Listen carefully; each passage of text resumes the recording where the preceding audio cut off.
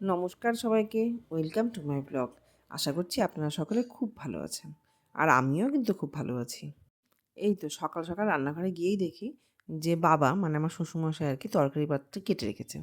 আলু করলা কেটে রেখেছে, আর এদিকে মাছের ঝোলের জন্য আলু আর পটল কেটে রেখেছে। আর এদিকে আমের চাটনিটাও কিন্তু হয়ে গেল। এরকম গরমে এরকম টক মিষ্টি আমের চাটনি খেতে দারুণ লাগে, মজাই আলাদা। এই তো বসিয়ে দিয়েছি। করলা আর আলুর চচ্চড়িটা এই যে হয়েও গেল প্রায়। এটা নামিয়েই এবার বসাবো মাছের ঝোলটা। আলু করলা চচ্চড়িটাও হয়ে গেল। এই যে এরকম হয়েছে দেখতে লুকটা। আর এই যে এইখানে সমস্ত সবজি যেগুলো বাজার থেকে নিয়ে আসা হয়েছে সেগুলো ধুয়ে এইভাবে শুকোতে দেওয়া হয়েছে।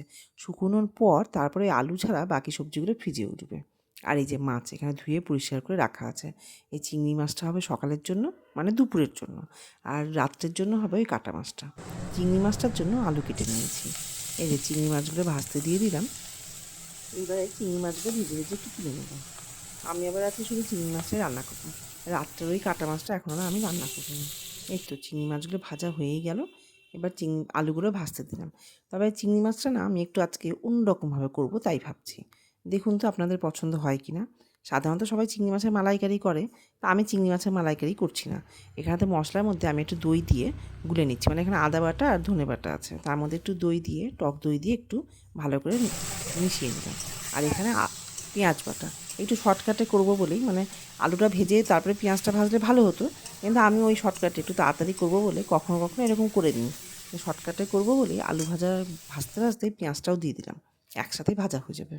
এই তো আলু আর পেঁয়াজ ভাজা হলেই তার মধ্যে ওই যে দই মিশানো যে মশলাটা রেখেছিলাম সেটাও দিয়ে দিলাম। এটাও একসাথেই ভেজে নিব। তাহলে এই ভাজতে ভাজতে আলুটাও সেদ্ধ হয়ে যাবে আর মশলাটাও ভাজা হয়ে যাবে।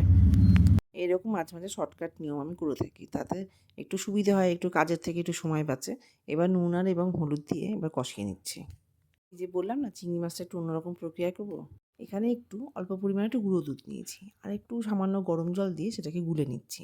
আমি চিংড়ি মাছের মালাইকারি করছি না, জাস্ট টেস্টটাকে একটু অন্যরকম আনার জন্য আমি এর মধ্যে এই দুধটা গুলে নিয়ে এই চিংড়ি মাছের ঝোলের মধ্যে দুধটা দেবো।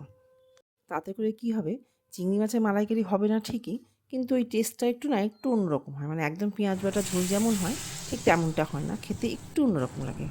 দুধটা দিয়ে কাপটা ধুয়ে একটু জলও দিয়ে দিলাম। তো এবার পুরোটা দিয়ে বানিয়ে নেব। এইভাবে কি আপনারা কখনো করেছেন? যদি করে না থাকেন তাহলে একবার করে দেখবেন তো কেমন লাগে। আমার কিন্তু ভালোই লাগে। এই তো ঝোলটা ফুটে গেলে এবার এর মধ্যে আমি চিংড়ি মাছগুলো দিয়ে দিচ্ছি। এই ঝোলটা একটু মিষ্টি মিষ্টি হয়। তো চিংড়ি মাছগুলো দিয়ে ফুটে গেলে না একটু চিনি দিয়ে তারপরে নামাবো। এটাই এই ঝোলটার বিশেষত্ব, যে ঝোলটা একটু মিষ্টি মিষ্টি হয়। ঝাল ঝাল, একটু ঝালও দিয়েছি, লঙ্কা বাটাও ছিল মশলার মধ্যে। একটু ঝাল ঝালও হয়, কিন্তু মিষ্টি মিষ্টিটা একটু বেশি হয়। তা আপনারা যদি না করে থাকেন তাহলে অবশ্যই একবার করে খেয়ে দেখবেন তো কেমন লাগে। আর এই যে ভাত বসিয়ে দিয়ে এবার আমি চলে যাচ্ছি, কারণ আর আমি করবো না, এবার আমি স্নানে যাচ্ছি, অনেকটাই বেলা হয়ে গেছে। ওই রাত্রে যেটা মাছের ঝোলটা সেটা এবার মা করে নেবে। দুপুরবেলা খেয়ে দিয়ে বিশ্রাম নিয়ে প্রায় সন্ধ্যাবেলায় ফিরে আসছি আপনাদের কাছে। এই আমি আর রূপসা সন্ধ্যাবেলায় একটু রেডি হয়েছি বেরোবো বলে। বেরিয়েই প্রথমে যেখানে গেলাম সেটা হচ্ছে একটা মুদিখানার দোকান। আসলে কিছু জিনিস কেনার ছিল, মা লিস্ট করে দিয়েছিল, বলেছিল এই জিনিসগুলো আনতে। তো তাই বেরিয়েই প্রথমে মুদিখানার দোকানে গিয়েছি, সেই জিনিসগুলো নিয়ে নিই। তারপরে যাব একটা জায়গায়, সেটা হচ্ছে রূপসা বহরমপুর থেকে আমাকে বলে এসেছিল যে মালদায় গিয়ে গোলা খাবো। এবারে মালদায় এসে থেকে মাকে নিয়ে ডাক্তার দেখানো নানা রকম কাজে বেরোচ্ছিলাম বলে ওকে নিয়ে আর বেরোনো আমার হয়নি। যে ওকে নিয়ে একটু বেরিয়ে গোলা খেয়ে আসবো সেটা আর আমার হয়নি। গরমকালে যখনই মালদায় আসি এই গোলাটা খেতে আমরা যাই। আর রূপসার এটা ভীষণ ফেভারিট। ও তো মালদায় আসার আগে থেকে আমাকে বলে রেখেছিল যে মা আমি কিন্তু ওখানে গোলা খেতে যাব। এই শর্ত করে, মোটামুটি শর্ত না, মানে মোটামুটি আমাকে বলেই এসেছিলো যে যাবে। তো চল, এখানে দাদা সত্যিই খুব গোলাটা খুব ভালো বানান। হ্যাঁ, দামটা যদি একটু বেশি নেন অন্যান্য জায়গার থেকে, কিন্তু গোলাটা উনি সত্যিই খুব ভালো বানান। সত্যিই খুব খেতে ভালো লাগে, খুব টেস্টি হয় এবং অনেক রকম মশলাপাতি দেন। এই জন্য দোকানের নাম হচ্ছে ওম বোম্বে বরফ গোলা। এখানটা বসে বাঁধ রোডে। ওই বাঁধ রোডে যে শনি মন্দিরটা আছে, যারা যারা মালদাবাসী তারা চিনবে, যারা মালদার নন তারা চিনবেন না। তো বাঁধ রোডে যারা মালদার আছেন তারা নিশ্চয়ই জানবেন, বাঁধ রোডে শনি মন্দিরের ঠিক উল্টো দিকে ইনি বসেন। আর যদি কেউ কখনো মালদায় যান তাহলে অবশ্যই একবার খেয়ে দেখবেন তো আপনাদের ভালো লাগে নাকি। আমার তো খুব ভালো লাগে, তাই আমি বলছি।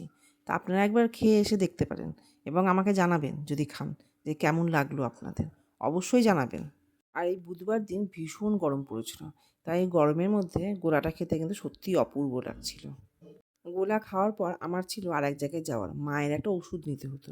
কিন্তু গোলা খাওয়াটা প্রায় শেষের দিকে, সেই সময় বাড়ি থেকে ফোন আসলো যে রূপসার সাথে পনি দেখা করতে এসেছে। তাই কি করব, গোলা খাওয়ার পর তাড়াতাড়ি করে আগে রূপসাকে বাড়িতে দিয়ে আসলাম। পনিরা অপেক্ষা করছে, পনিকে বড়দি নিয়ে এসছে। এই যে চলে আসলাম বাড়িতে, এই যে বড়দি বসে আছে। এসে দেখি বড়দি মা বাবার সঙ্গে বসে গল্প করছে, আর পনি বেচারা ঘুরে ঘুরে বেড়াচ্ছে, রূপসাকে খুঁজে বেড়াচ্ছে। মেয়ে রূপসা আসা মাত্র এর খুব উচ্ছ্বাস। তো যাই হোক, দুজনে মিলে বসে পড়লে খেলনাপাতি বের করে খেলাধুলা করবে। তো আমি বললাম যে ঠিক আছে তাহলে তোরা বস, এই যে বড়দিও আছে। বড়দির সঙ্গে কিছু কথা বললাম, বলে ওই যে বললাম না যে মায়ের ওষুধ নেওয়া ছিল, তো দোকান বন্ধ হয়ে যাবে, তাই আমি আর বেশিক্ষণ বসতে পারলাম না। আমি ওদেরকে একটু বসিয়ে রেখে বললাম যে ঠিক আছে তোরা বস, আমি তোদের একটু মায়ের ওষুধ সারাটা দুপুর চলে রূপসা। এর আগের ব্লগে তো দেখেইছেন যে মাকে অ্যালোপ্যাথি ডাক্তারের কাছে নিয়ে গেছিলাম, কিন্তু মায়ের কিছু কিছু প্রবলেম ডাক্তারের কাছে মা ওষুধ খান, ইনি হোমিওপ্যাথি ডাক্তার।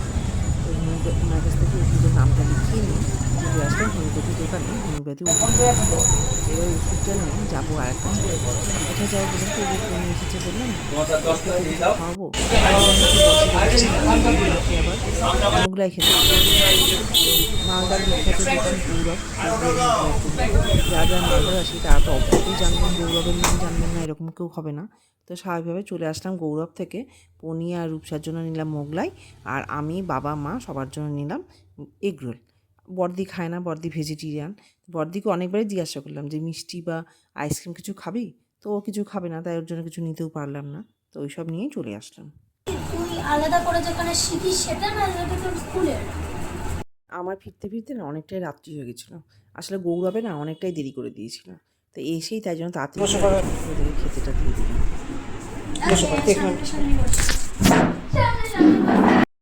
সামনাসামনি বসে গল্প কর। আমরা 2 কিমি ডিসটেন্স আছি। এটা 2 কিমি কি করে হলো? হ্যাঁ, কথার কথা। এটা কি ভিতরে এক সময় এটাই হাতু করেছিল, কিন্তু একদিন কল করছে।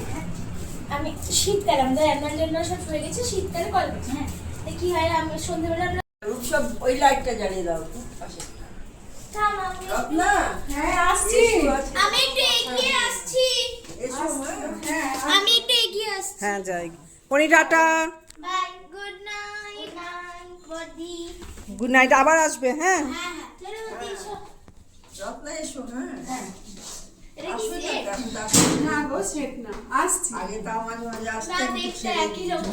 এসো দেখে কেমন? মনে হচ্ছে হ্যাঁ আজকে কোনো গল্পই হলো না। এখন কিন্তু অনেকটাই রাত্রি হয়ে গেছে, প্রায় 10:45 মতো বাজছে। তাহলে আজকে আসি বন্ধুরা, সবাই আমার ভালো পাশে থাকবেন, ভালোবাসা দিয়ে পাশে থাকবেন। তবে আজকে আসি, বাই।